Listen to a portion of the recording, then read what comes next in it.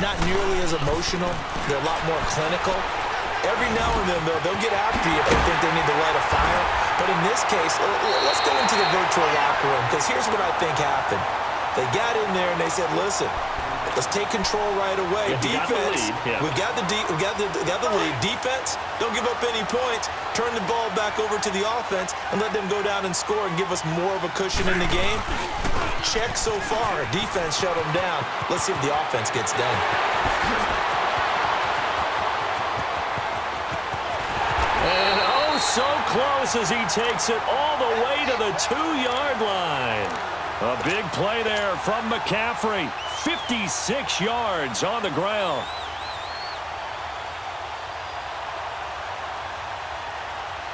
After the big play, a chance to finish now on 1st and goal. On the ball.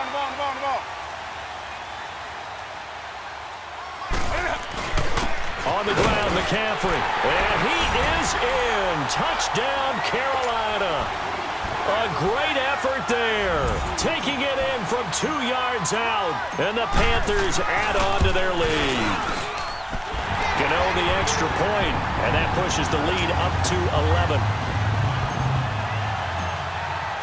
Catanzaro out now as he'll kick this one away. This will be taken to the back of the end zone. And he'll bring it a few past the 20 to the 23-yard line. And Detroit getting set to go now. These guys had to punt last time. It has not been a very fruitful game offensively thus far. They haven't even made a trip to the red zone. And I know that everyone's going crazy on that sideline because that drives you berserk to come off the field, not really move the ball well. As you said, not even get to the red zone, let alone, not even put points on the board. They've got to just take a deep breath, relax, try and figure out what is working and call more of that. Successful start to the drive, 17 yards. It moves the sticks. So many times you hear today's NFL described as a space game. Get your best players into space with the football in their hands. That's why sometimes you just swing it out to your runner, get him out in the flat, and let him have a chance to make people miss an open field. And able to rip off a big chunk of yardage before being dropped inside the 40. And a nice gain of 21 yards. On 1st down at Stafford. He couldn't quite hold it. Got hit.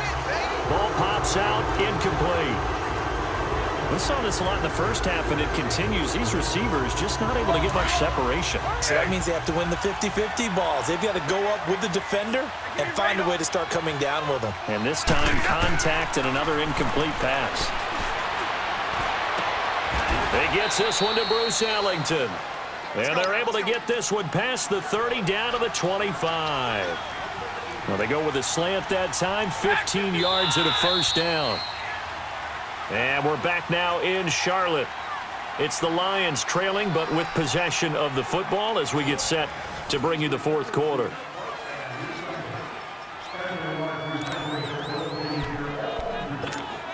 On the ball.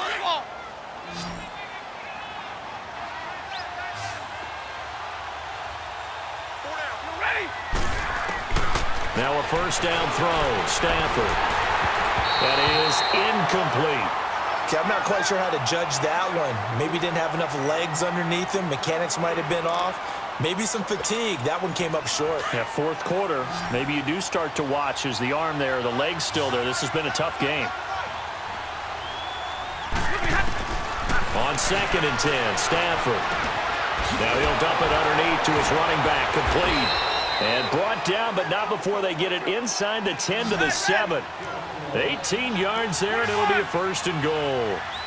Now, correct me if I'm wrong. Yeah, you're down 2 scores. I don't think you need to rush just yet, but you can't take your time either. Yeah, even if you don't want to commit to full two. And he'll get into the end zone. Touchdown, Detroit. Theo Riddick taking it in from 7 yards away. And the Lions have got it back to a 1-score game.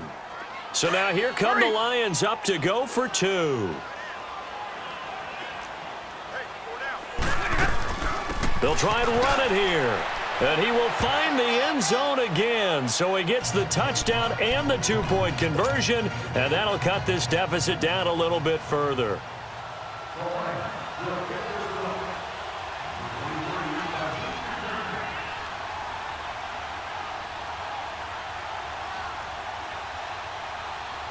Martin, the punter, now out to kick it away. This will be taken to the back of the end zone. And in hindsight, probably should have stayed where he was, as he'll only get back to the 16-yard line.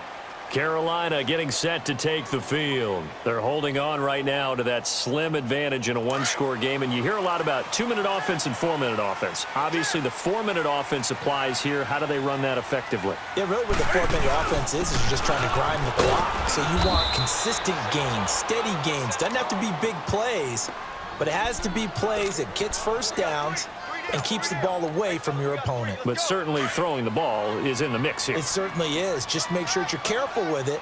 And again, get those first downs, keep possession of the football. They stay on the ground. McCaffrey again. And once again, not much running room, if any at all. Credit the tackle to Darius Slay. Now, obviously, that's some good work there defensively, being able to stop them and bringing up a key third down. But if you're on the offensive side of the ball, there's an opportunity, because I know what defensive guys are thinking right now. Just stop them, get to the ball. That means they might not be sound defensively. There could be some opportunities. And you said key third down. Highlight that word. Put it in bold. Here we go. They'll get 6 there on the run, but it brings up 4th down. The Panthers going for it on 4th. Newton. Flushed out right. He may try and run for this. They're able to keep the drive alive. 7 yards that time, and the decision to go for it proves to be a good one. How many times have we seen this late in the fourth quarter? Because you know the pass rush is getting after him, and they get upfield, get that great push, and what do they create? Space, and he takes off. Now a toss. This is McCaffrey. Space to maneuver at the 40. And he goes out of bounds just shy of the 45. And a nice carry there of 15 yards. He's still rumbling, isn't he? Still looking fresh in this one despite the heavy workload. But you and I both know, well-conditioned, and he did tell us that he thrives on being at his peak late in ball games. And he'll only get a yard, maybe 2, up to the 46. Now, the objective there, I mean, yes, the positive gain, that's nice, but work some clock. Yeah, you're exactly right, but the problem for them is still within a possession, so they can't just sit on it running the ball. They'll have to find a way to throw it effectively as well. Now Newton. And under the Lions' pressure, he's brought down. I think normally we would talk about this more with basketball players and football players, but let's adopt it in this case. He's a stat sheet stuffer. Had the interception earlier, now a sack. What, he just needs a touchdown for the trifecta. That's about all he needs. Oh, the pressure too great, and he goes down once more. Sean Robinson. He's the one to get him this time, and back-to-back sacks are going to bring up a 4th down. Time for a break. We'll come back, see what transpires after this. Now on 4th down, we've got a whistle here and a timeout. It's just their first. They've got 2 more to use here in the final stages.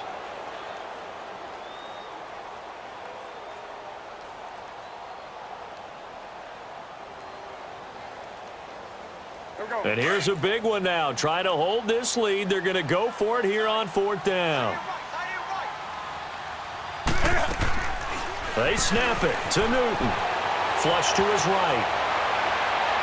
And no, it's incomplete. Ron Rivera, the gambling type, but he comes up empty here. And the Lions will get the football back in terrific field position. Back to throw.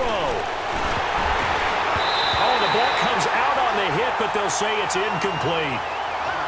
This defense has watched their lead dwindle away. This is where they really need to bow up. They executed well there. And it's often hard after you've played really well early and then you kind of relax a little bit to step on the gas again. They just did it on the last play. Looks like they want to finish this one off. Underneath for Johnson. And taking it to the 15-yard line before he's brought down. A really nice pickup of 14 yards, and it moves the sticks. Nothing open downfield. They went underneath. Yeah, see if you can get it to your running back. See if he can make someone miss in the open field. Back to throw. He's going to flip one out here to his running back. And stopped a few yards shy of the goal line at the 3. Back-to-back nice plays. 12 yards that time and a 1st down. We always talk about having to read defenses and how complicated that is. Well, this was an excellent read. Read the pressure and got rid of the football before it even got to him for a nice game. And when they're blitzing like that, running back usually a good spot to go with the football? Without a doubt, because he's right in your sight line or he's near you. So you're able to just get it to him easily. And once he gets in space, that's usually a good matchup for him. They'll go to Blunt, try and pound it in. And they'll bring him down after just a short pickup. Give him 3 on the gain there, 2nd and goal. Brandon, all things considered, they have to feel pretty good about getting that type of a gain considering the blitz that they just had against them. They come out here in the eye. The Panthers are going to take another timeout. That'll leave them with just 1 remaining in this 4th quarter of play. All right, here we go, here we go. Stay 50, stay 50.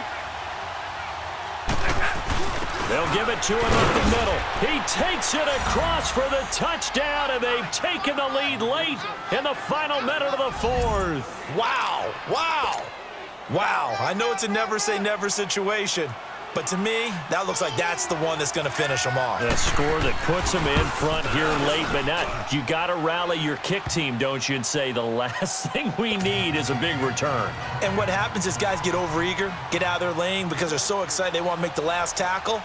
You mess up, could come back at you a long way. This will be taken to the back of the end zone. And a pretty good return here. He'll be stopped just shy of the 25 at the 24-yard line.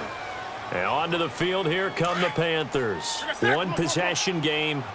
Time very much a factor. How does the offense handle this situation? Well, in a lot of cases, they should be somewhat relaxed. And I know that's counterintuitive because this is a... And that's caught inside the 30. And he'll be taken down all the way inside Detroit's 20. Now the Panthers going to signal for their 3rd and final timeout as they'll stop it with 17 seconds to go in the game. They'll look to throw. Escaping the pressure right. And it pops free. The collision there jarred the ball loose and brings up 2nd down. We have not seen a whole lot of wide-open receivers. Everything seemingly has been contested. And that's another nice job there to force an incompletion. They've been very cohesive, knowing each other's moves all game long, and they've been on the spot just about every time. And they've held them in check on the scoreboard. Another throw on 2nd down, and this one incomplete as well. And a great game comes down to this. Time for 1 play, and they've got to get it in the end zone. And I want every cover guy I've got in the game on defense, every extra defensive back who can make a play on the football. So whether it's nickel, dot. And this is going to be caught. It's caught, and they've won the football game. Sometimes it comes down to one final play, a dramatic finish to this one. And no player will ever admit to, hey, this is how I want to win a game. But behind closed doors at night as they're going to sleep, they do think about those dramatic endings. And how about that one? Go up and get it, Hail Mary, and sprint to the locker room with a victory that you didn't look like you were going to get. That is the epitome of the highest high and the lowest low in the game of football. And, Charles, I think when the schedule comes out, all teams, no matter where they're predicted to finish, talk about protecting your home turf. They were able to do that here in this one. Similar to a tennis match, right? Not letting them break your serve. That way you hold on to it. They got it done, and they feel very good about that victory.